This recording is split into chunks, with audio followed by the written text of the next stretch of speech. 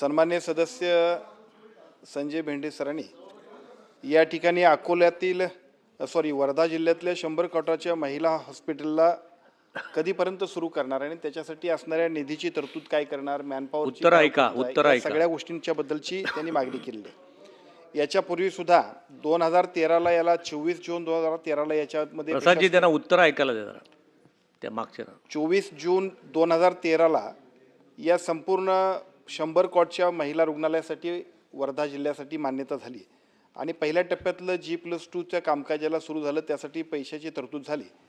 कामकाज त्याच्यानंतर परत आणखीन बजेट वाढलं, त्याला कारण असं की परत आणखीन इमारतीमध्ये सुद्धा बदल करण्याबद्दल तिथल्या सूचना आणि सुधारणा आल्या।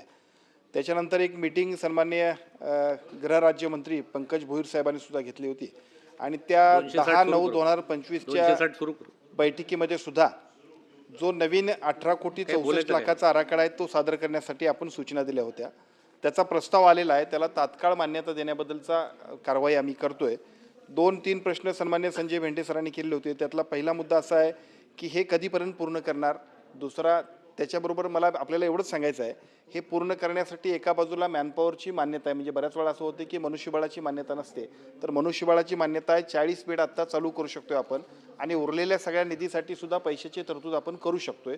पुढच्या हे अधिवेशन आटोपल्यानंतर पहिल्या आठवड्यात एक बैठक आपण घेऊया, त्या बैठकीपूर्वी आमची टीम सुद्धा तिथे जाऊन येईल आणि प्रत्यक्षामध्ये जेवढं काम गतीने करता येईल तेवढं 3 महिन्यांमध्ये करण्यासाठी आपण प्रयत्न करू। भेंडे सर काय राहिले शिल्लक ते विचारा।